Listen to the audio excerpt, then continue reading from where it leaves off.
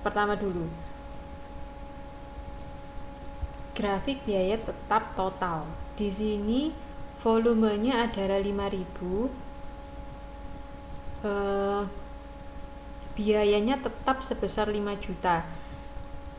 Meskipun kita mau memproduksi 1.000, 2.000, 3.000, 4.000 sampai 5.000, kita tetap membayar 5 juta. Tidak kurang, tidak lebih. Nah, ini untuk poin yang A, jumlah totalnya tidak berubah walaupun kegiatan berubah, dengan catatan sampai jangka waktu tertentu. Nah, sampai jangka waktu tertentu kalau dilihat dari grafik ini adalah batasnya 5.000. Kalau lebih dari 5.000, biaya tetapnya bertambah. Maksudnya gimana? Misalnya kita bisa memproduksi sebanyak 5.000,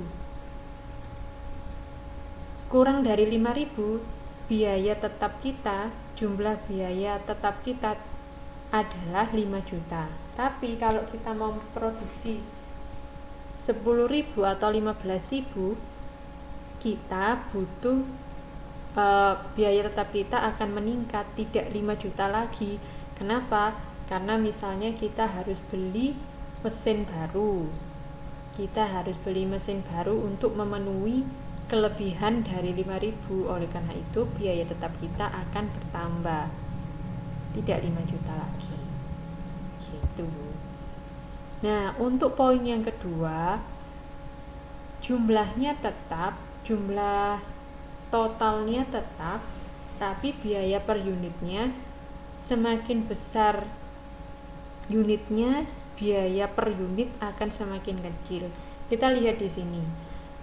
Jumlah totalnya sama, 5 juta, ya kan? Nah, jumlah unitnya kalau semakin besar, dari 1.000 ke 5.000, biaya per unitnya akan semakin kecil. Kalau kita memproduksi 5.000, maka biaya per unitnya 1.000. Kalau kita memproduksi 1.000, maka jumlah per unitnya 5.000. Gitu teman-teman. Dari sini paham? Ini mengenai biaya tetap.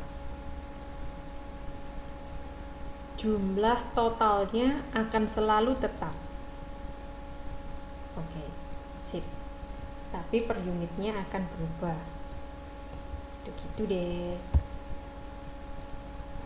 Nah, biaya untuk kepentingan perencanaan dan pengambilan keputusan ada biaya tetap bertingkat, yaitu jumlahnya tetap pada kapasitas tertentu dan berubah pada kapasitas lain. Contohnya ada 1.000 unit. Untuk memproduksi 1.000 unit membutuhkan satu pengawas dan membutuhkan biaya sebesar 100.000.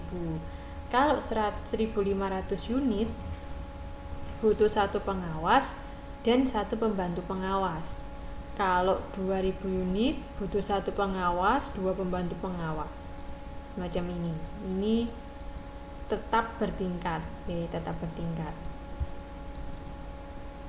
Ada committed fixed cost, biaya tetap yang dikeluarkan karena keputusan yang lalu yang berhubungan dengan ramalan penjualan jangka panjang atau menjaga kapasitas yang dibutuhkan dalam jangka panjang. Contohnya penyusutan aktiva, biaya pajak, asuransi, gaji direktur, dan sebagainya. Sifatnya berhubungan dengan periode jangka panjang. Kalau penyusutan kan memang jangka panjang, mesin kan biasanya berapa tahun, itu kan berarti jangka panjang. Kemudian tidak bisa diturunkan di tengah periode tanpa mengalami kerugian. Tidak akan berubah atau tetap dikeluarkan meskipun perusahaan tidak melakukan operasi. Kalau penyusutan kan gitu, meskipun perusahaan memproduksi atau enggak, penyusutan tetap harus dikeluarkan. Terus tidak bisa dipengaruhi oleh keputusan manajer atau perencanaan serta pengambilan keputusan oleh manajer. Gitu. Kalau sudah beli mesin, ya penyusutannya ya akan berlangsung sampai mesin itu tidak bisa dipakai lagi atau nilai bukunya habis gitu, tidak bisa dipengaruhi oleh manajer. Nih, contohnya adalah penyusutan mesin. Meskipun perusahaan memproduksi sebesar 1.000 atau 2.000, biaya penyusutan mesin akan tetap. Ini committed fixed cost. Ada juga disebut discretionary fixed cost, biaya tetap yang pengeluarannya bisa dipengaruhi kebijakan manajemen atau managed fixed cost. Contohnya, biaya pengembangan produk tahun 2001 dianggarkan 10 juta. Setelah dievaluasi, hasilnya bagus dan butuh tambahan dana. Maka tahun 2002 manajemen menganggarkan menjadi 15 juta. Nah, ini kan bisa dipengaruhi, bisa dirubah. Ini disebut discretionary fixed cost. Macam-macam. Nah, berarti kita sudah mempelajari mengenai variable cost beserta macam-macamnya, juga fixed cost dan macam-macamnya. Sekarang ada disebut biaya campuran, yaitu biaya yang memiliki karakteristik tetap dan juga variabel. Gambarnya tidak bagus. Ini saya foto dari buku, dari modulnya teman-teman. Biaya campuran ini ada biaya variabelnya, ada biaya tetapnya. Biaya tetap ini yang lurus ini loh, tetap, lurus unsur biaya tetap. Kalau biaya variabel ini yang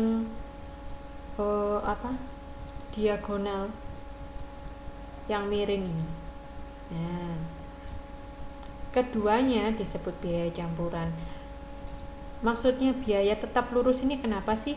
Nah, maksudnya sebanyak apapun kita memproduksi suatu barang, misalnya kita memproduksi 20, 40, 60, biayanya itu sama semua sebesar 100 misalnya. Sama semua. Nah, sedangkan kalau variabel tergantung kita 20 kita bayarnya atau kita mengeluarkannya 100. Kalau 40 200, kalau 60 300. Semacam itu.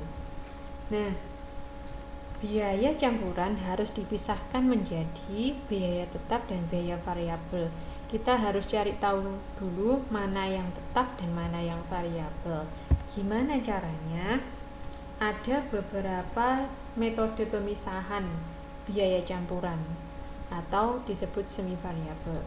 Yang pertama, metode engineer atau engineer method.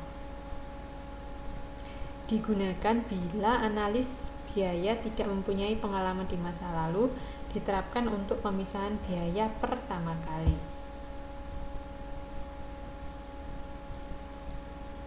Yang pertama yaitu metode penghentian kegiatan, standby method, dengan menghentikan kegiatan operasi secara total dalam jangka waktu tertentu. Ini adalah prosedurnya. Yang pertama, perusahaan menghentikan kegiatan dalam jangka waktu tertentu, misalnya 1 bulan. Pada waktu tidak ada kegiatan, dihitung biaya tetapnya. Nah, saat berjalan kembali, dihitung jumlah totalnya. Nah, biaya total dikurangi biaya tetap disebut biaya variabel. Itu. Ini cara mencari tahu mana biaya variabel dan mana biaya tetap dengan cara standby method.